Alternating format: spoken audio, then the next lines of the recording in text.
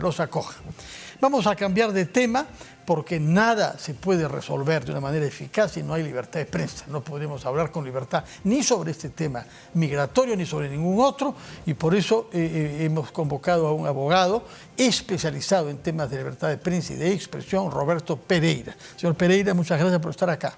Un gusto, Fernando, a tus órdenes. Bueno, hay que recordar que estamos ante un nuevo embate, ante una nueva amenaza a la libertad de prensa en el Perú, que se presenta esta forma, esta vez bajo formas muy elegantes de apoyo a la cultura nacional, a la música nacional y al folclore, pero que realmente significa una imposición y una injerencia en la vida de las empresas periodísticas, porque se trataría a través de este proyecto de ley aprobado en la Comisión de Cultura y en la Comisión de Transportes y Comunicaciones, de imponer 40% a las estaciones de radio informativas de promoción a la cultura y a la música peruana. ¿Cómo sabemos? Las radios informativas, entre las cuales nosotros difundimos cultura. Acabamos de hacer una entrevista con un actor de teatro, hablamos de música, promovemos la música. Hemos hecho uno de los programas más extraordinarios del audiovisual peruano sobre literatura, mi novela favorita con Mario Vargas Llosa, hasta hace más de 10 años. Eso lo hacemos, forma parte de nuestros deberes y nuestro compromiso, pero la aceptación de que 40 minutos, 40% de nuestra programación tenga que hacerse cada día contratando a personas ajenas a nuestra empresa para que hagan acá difusión cultural es una injerencia en la libertad de empresa y en la libertad de prensa. Ese es mi punto de vista, pero quisiera conocer el suyo, señor Pereira. Bueno, yo coincido, ¿no? Yo calificaría este proyecto como un proyecto disfrazado de buenos propósitos y de desafortunados medios, ¿no? Para poder lograr esos propósitos que se anuncian. Y desafortunados porque efectivamente esto implica la imposición de contenidos indiscriminadamente, ¿no? Además, el 40% de determinados contenidos, ¿no? Porque son folclore, música nacional emergente, no se sabe muy bien qué significa esta expresión, ¿no? Y además de manera indiscriminada, digo, porque no se toma en cuenta la naturaleza de las empresas de radiodifusión. Hay empresas de radiodifusión que se dedican exclusivamente, por ejemplo, a las noticias, como es esta estación de radio y televisión. Entonces, imponerles esos contenidos implica desnaturalizarlos en el 40% de su programación. Y en los horarios estelares. Y en los horarios también estelares, con claramente una medida carente de justificación, abusiva, diría yo, y que califica como una suerte de control indirecto que está prohibido por el artículo 13 de la Convención Americana de Derechos Humanos, que sanciona y prohíbe la utilización desproporcionada, abusiva del poder de reglamentación de las frecuencias radioeléctricas por parte de los estados, ¿no? ¿Hay precedentes en otros países democráticos de una ley de ese tipo? Porque la ministra de Cultura esta mañana dijo que había un precedente en Francia, pero se equivoca la ministra, con todo respeto. Hay radios musicales en Francia, musicales, a las cuales se les impone una cuota de música europea, no francesa, sino europea. Pero la idea de que las radios informativas destinen 40% de su programación a actividades culturales o musicales no se le ocurrió a nadie en Francia, de manera que mal puede la ministra de Cultura citar un ejemplo que no corresponde a la realidad. Sin duda, hay algunas experiencias de establecimiento de cuotas, pero efectivamente en emisoras que tienen esa naturaleza, es decir, que transmiten determinados contenidos musicales. Pero yo creo que más allá de hacer estas comparaciones aisladas, como he escuchado también que se viene haciendo, yo creo que hay que tener en cuenta que ya la ley de radio y televisión peruana contempla una serie de mecanismos para promover precisamente la cultura, para promover la música nacional, el folclore. El asunto es que el Estado, todo indica que no ha desarrollado esto, no ha plasmado en políticas para hacer efectivo esto. Por ejemplo, la propia ley de radio y televisión diferencia entre radios comerciales, radios educativas y radios comunales. Y lo hace precisamente para que este tipo de emisoras destinen su programación a difundir cuestiones locales, cuestiones culturales, ¿no es cierto?, cuestiones educativas, y las radios comerciales a lo suyo, ¿no? Que es básicamente la esencia de su programación, que está gobernada por la libertad de empresa y por la libertad de expresión y de información. Luego, la ley de radio y televisión también tiene una norma donde el Estado se reserva determinadas frecuencias radioeléctricas precisamente para que el Estado pueda cumplir con ese rol promotor de la cultura, ¿no es cierto?, del folclore nacional. Tiene para eso estaciones. Y luego tiene estaciones de radio, Radio Nacional del Perú, el Canal 7, que difunden estos contenidos culturales. Por lo tanto, no existe una necesidad, es decir, no hay un dato de la realidad que justifique, ¿no?, una intervención con la imposición de esto de 40% de contenidos musicales y del folclore nacional, ¿no? Ahora, esta es una iniciativa de Perú Libre en Así su es. origen, pero ha sido respaldado por partidos más bien del otro espectro político, del Así lado es. más conservador. Explíquenos cómo ve usted el clima que hay en el Congreso en torno a este proyecto de ley. Bueno, esto puede obedecer a muchas razones, ¿no?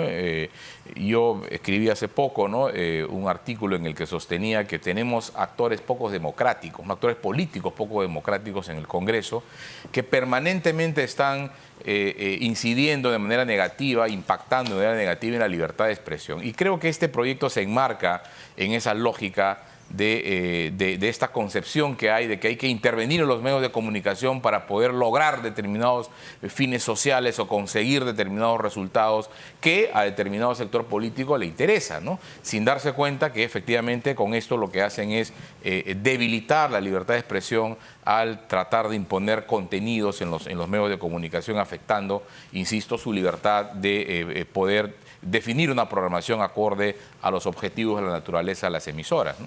Ahora, llama la atención que hayan algunos congresistas que se llaman liberales, como Norma Yarro, de Avanza País, y su colega Roselia Muruz, de cuya trayectoria conozco menos, pero que presumo que no está asociada por su pertenencia a Avanza País a una visión totalitaria del Estado y su injerencia en la prensa libre. Y ellas han votado a favor de este proyecto de ley. Así es, Fernando. Yo siempre digo que un termómetro realmente para medir, ¿no?, las convicciones realmente democráticas y liberales en el sentido de derecho, la vigencia de los derechos fundamentales, es la libertad de expresión.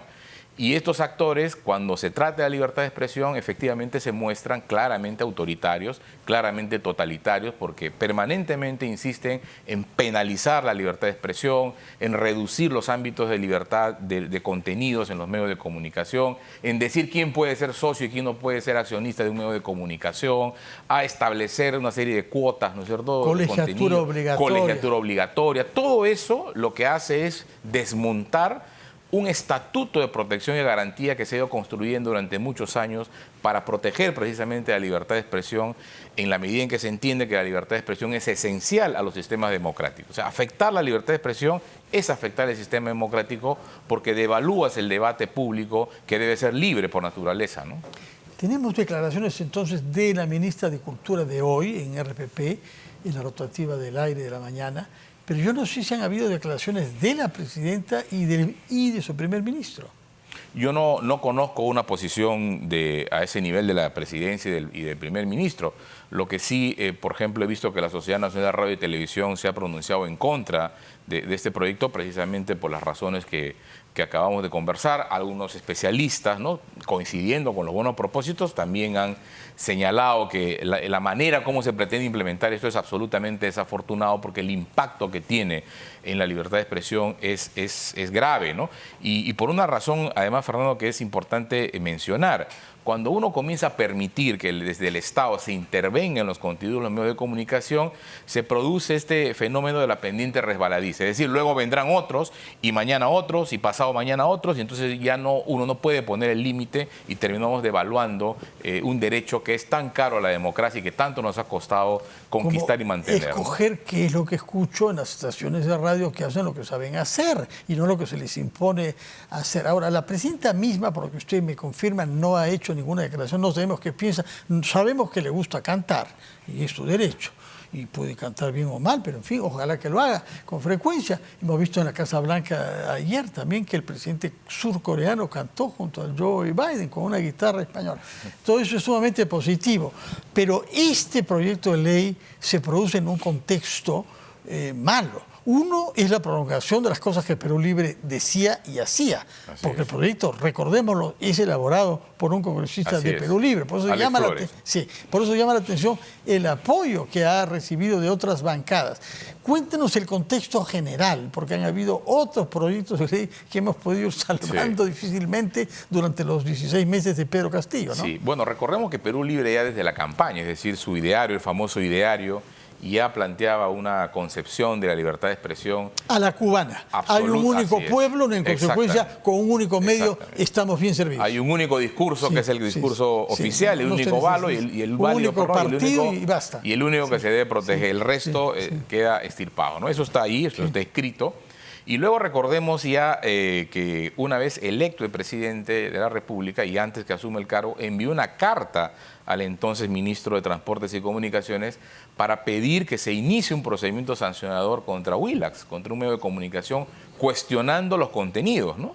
Obviamente que lo criticaba, ¿no? Y luego ya en el poder vimos una serie del despliegue de actos. Ministro que hay que recordar su nombre, Juan Francisco Silva. Así es. Hoy prófugo de la justicia, de hace más de un año. Entonces, esto yo creo que forma parte pues, de esta ideología, ¿no?, que hay en el seno de Perú Libre y que, bueno, se traducen en proyectos tan delirantes como este, que no van a ofrecer ningún beneficio, además, al folclore ni a la música nacional. Por lo demás, Fernando, hay que tener en cuenta que hoy día existe un fenómeno, felizmente, tecnológico que permite a muchas personas, ¿no?, difundir música, música que además se ha hecho muy famosa, ¿no?, gracias a la tecnología. Hoy día es muy fácil producir contenidos y subirlos al internet y que eso se convierta rápidamente en productos musicales de mucho éxito, ¿no? Lo tenemos en México, en España, ¿no?, de muchos artistas que han saltado, digamos, a la popularidad en meses, ¿no?, subiendo otros contenidos, de manera tal pues que no hay un impedimento tampoco real en la práctica para poder difundir contenidos hoy en día que justifique una intervención tan abusiva en los medios de comunicación. Creo que tenemos una relación de los que han votado en las comisiones hoy, y eso es importante, la votación de transporte que preside el congresista Aragón. A favor, los primeros 8, que incluye Alianza para el Progreso, Perú Libre naturalmente, Renovación Popular, sorprendentemente, Esdras Medina, a favor, también el Bloque Magisterial, normal, Paolo Gutiérrez, Perú Bicentenario, normal, Guido Bellido, Avanza País, con 2 votos, la señora Muruz, la señora Yarro, como habíamos dicho, y Aragón, Acción Popular, que es el presidente. Eso es el voto de hoy. Creo que en la parte baja están quienes han votado en contra. Si podemos bajar la imagen de la pantalla, aparecerán votos de Fuerza Popular hostiles. Curiosamente, María Cordero, la hoy investigada, ya sabemos, por mochasueldos, votó a favor de este proyecto. Tendrá poco interés en que haya prensa libre, la señora Cordero, señor Pereira, ¿no?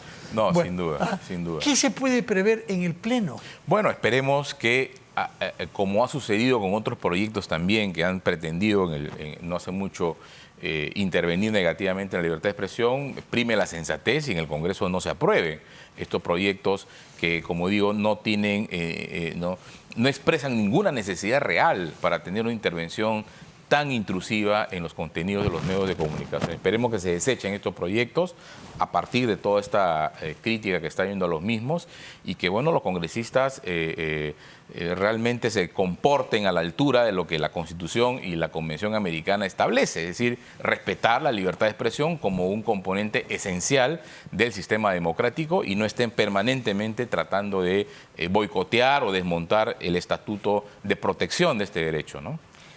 Hay una idea de base que me parece peligrosa, que es que el Estado debe orientar a la población para que sepa qué música debe escuchar, independientemente de lo que significa como atentado a la libertad de expresión, como música misma.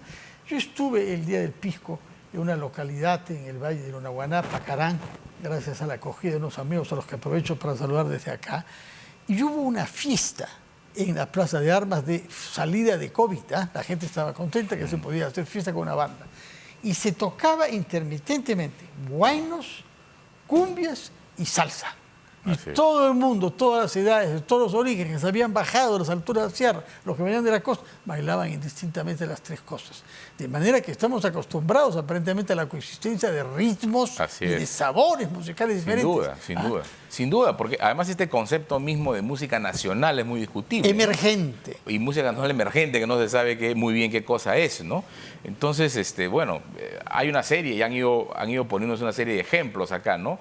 Esta chica Milena Wharton, por ejemplo, ¿no? Que es una cantante que hace unas mezclas, digamos, de ritmos andinos, ¿no? Pero que no son necesariamente, genuinamente andinos, digamos, ¿no? No sé, Otongo, por ejemplo, ¿no? Que cantaba, ¿no? A ritmo de cumbia, pero mezclando cosas. O sea, pretender ahora encasillar y sobre todo, como tú bien dices, dirigir los gustos de la gente, ¿no? Asumir que la gente debe escuchar determinada música, sin duda es una idea incompatible con la democracia, ¿no? Último tema. ¿Qué hubiera pasado si la señora Boluarte hubiese firmado la Carta de Chapultepec? Bueno, esto sería totalmente contradictorio, ¿no? Con una acción de ese tipo, ¿no? O sea, podemos imaginar que si no la ha firmado, sin dar explicaciones convincentes tampoco, porque no se pronuncia mucho sobre eso, supimos que Castillo, de eso podemos imaginar, no lo iba a firmar, no lo iba a para firmar, de ninguna manera, para que no lo refunfuñe Cerrón. Pero en el caso de la señora Boluarte... Bueno, yo creo que debería aprovechar, me parece, esta discusión para pronunciarse al respecto, ¿no? Y aprovechar, y efectivamente una de las cosas que puede hacer como un gesto político, ¿no? Importante, suscribir la declaración de Chapultepec para de una vez zanjar esta discusión acerca de sus convicciones, las convicciones del gobierno en general, ¿no es cierto?, democráticas en relación con la libertad de expresión, ¿no? Yo creo que sería una buena oportunidad para que se retome esa iniciativa y finalmente suscriba la declaración de Chapultepec, ¿no? Si es que por desdicha esta ley se aprobase en el Congreso, habrá que presentar un recurso ante el Tribunal Constitucional. Sí, yo creo que hay dos vías ahí. Una, que tienen expedita las radioemisoras que se van a verse afectadas sin duda con esto, a través de una demanda de amparo, por ejemplo, ¿no? Contra la aplicación de esta norma. Y la otra posibilidad es una demanda de inconstitucionalidad para discutirla ya en el Tribunal Constitucional, que la podría plantear, por ejemplo, la Defensoría del Pueblo, que tiene una tradición de defensa de la libertad de expresión y está legitimada para plantear demandas de Y inconstitucionalidad. donde ha trabajado usted, de manera que conoce bien la Así institución es. por dentro. Muchas gracias, Roberto Pereira, abogado, especialista en libertad de expresión, que ha venido a darnos su punto de vista sobre este proyecto de ley aprobado en 2 comisiones parlamentarias y que debe llegar al Pleno, donde se imponen condiciones de trabajo a la programación de las radios en relación a la música y la cultura nacional, particularmente la llamada emergente.